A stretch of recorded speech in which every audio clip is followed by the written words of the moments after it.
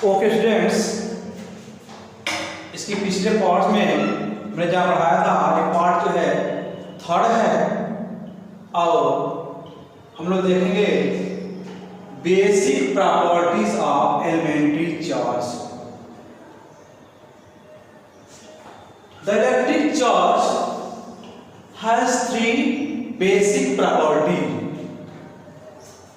First properties है electric charge का additivity of electric charge. इसका मीन्स ये हुआ कि सिस्टम में जितनी भी चार्ज हैं डिफरेंट पॉइंट पर, और यदि उनका टोटल चार्ज की बात की जाए तो टोटल चार्ज को हम लोग क्या कर देंगे, ऐड कर देंगे अकॉर्डिंग टू देयर साइन। तो इसका डिफिनेशन देखें, additivity of electric charge means that the total charges of a system is the algebraic sum of all individual charges located at different points inside the system।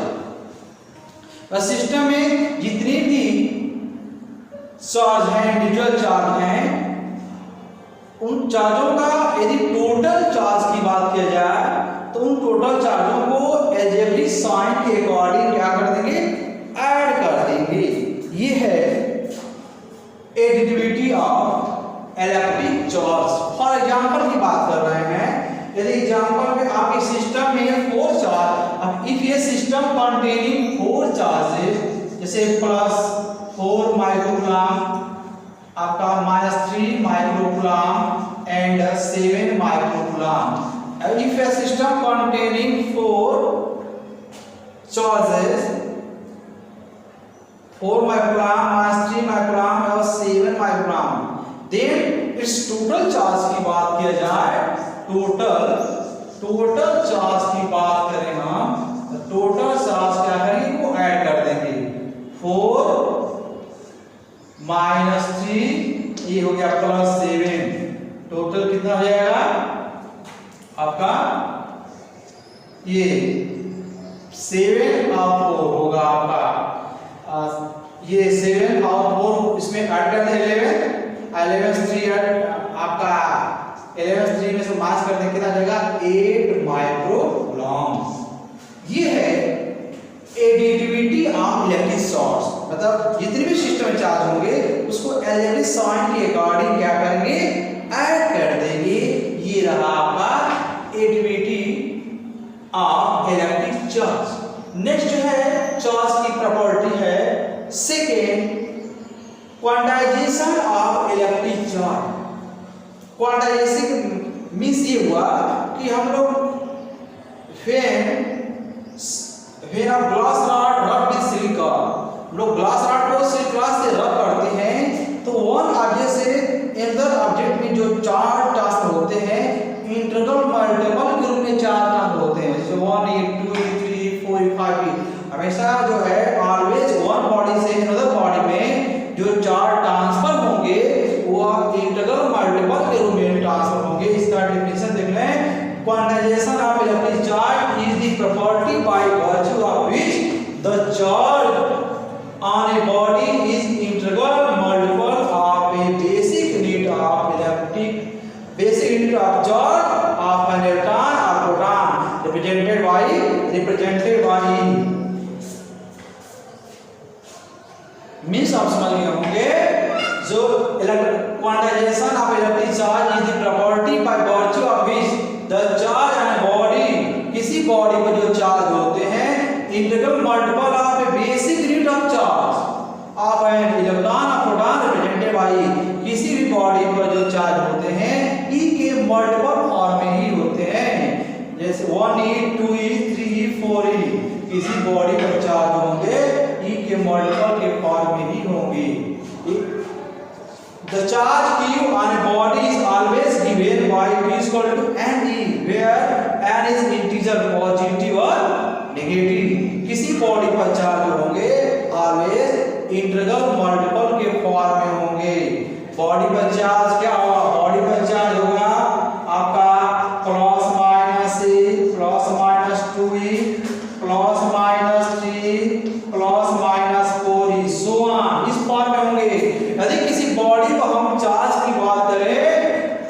2.5 he this is impossible. किसी body पर charge होंगे ई के multiple होंगे, जबकि ये ई का multiple नहीं है।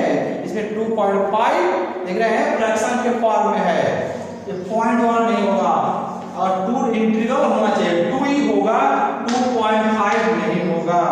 ऑलवेज जो किसी बॉडी पर चार्ज होते हैं इंटीग्रल फॉर्म में होते हैं, ई के मल्टीपल फॉर्म में होते हैं।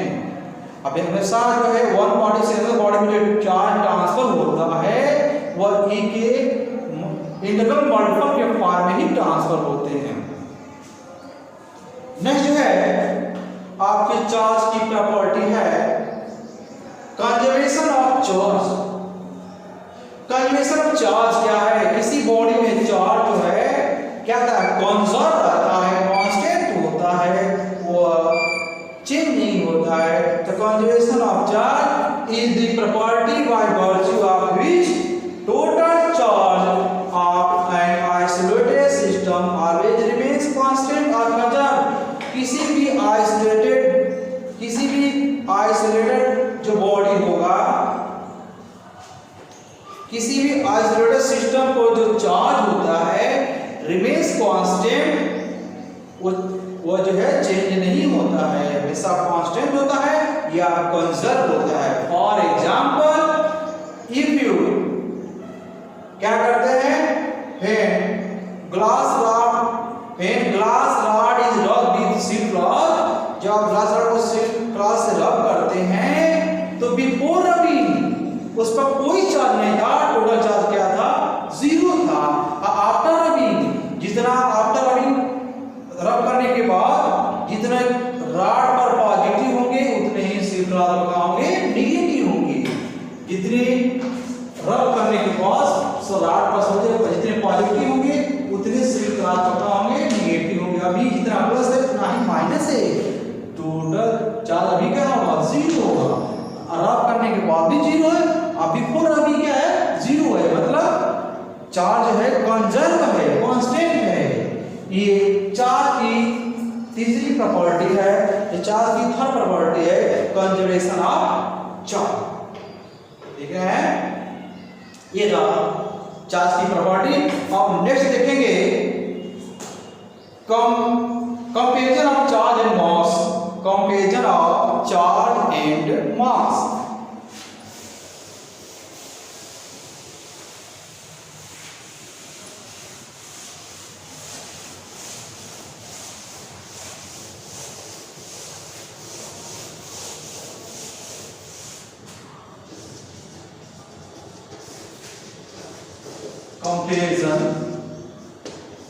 Comparison of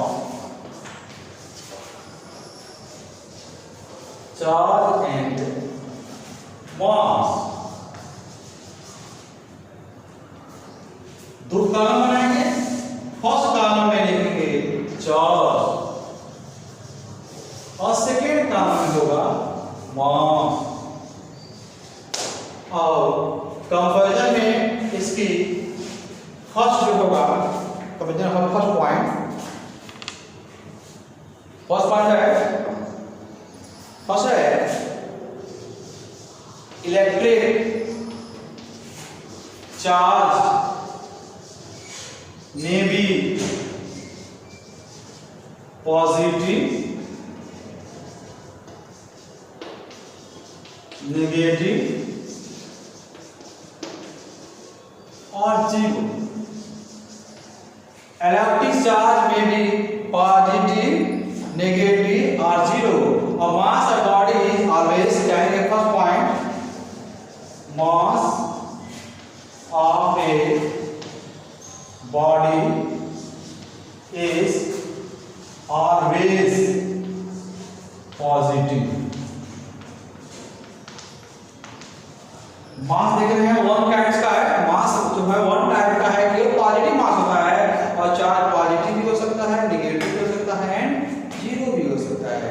और सेकेंड जो है इसके कंपैरिजन में electric charge is always quantized.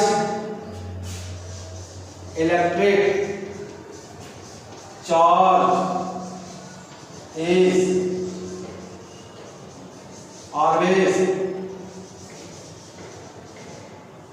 quantized, that is किस फॉर्म में होगा चार्ज, किसी बॉडी का चार्ज जो है किस फॉर्म में होगा, E इक्वल टू एन के फॉर्म में होगा। हमेशा E का मल्टीपल में फॉर्म होता है किसी बॉडी का चार्ज।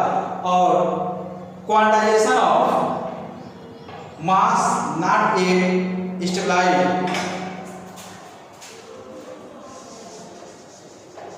Quantization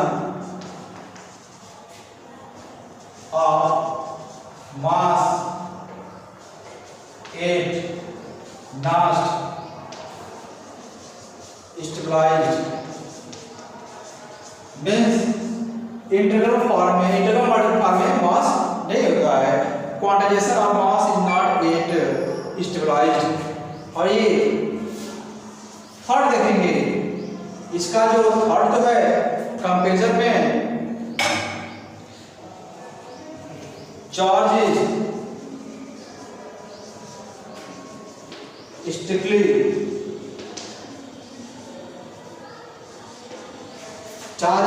conserved।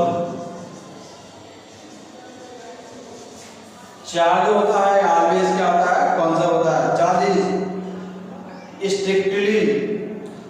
स्ट्रिक्टली जो है कंजर्व रहता है, लेकिन मास जो है मास इज नॉट कंजर्व, मास जो है कंजर्व नहीं रहता, वो एनर्जी के फॉर्म में क्या होता है, काउंट हो जाता है। मास इज नॉट कंजर्व, मास जो है एनर्जी के फॉर्म में क्या होता है, कन्वर्ट हो जाता है। ये कौन सा थर्ड, ये आपका फोर्थ देखेंगे। Unit of charge is derived unit, जो यूनिट ऑफ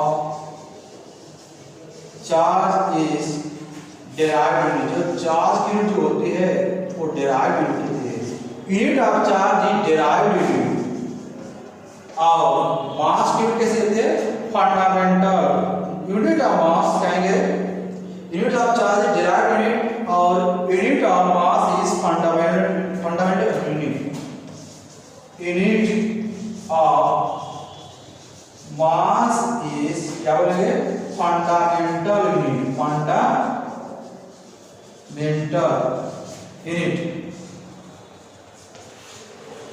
ये रहा कंपैरिजन का फोर्थ पॉइंट। और कंपैरिजन का देखेंगे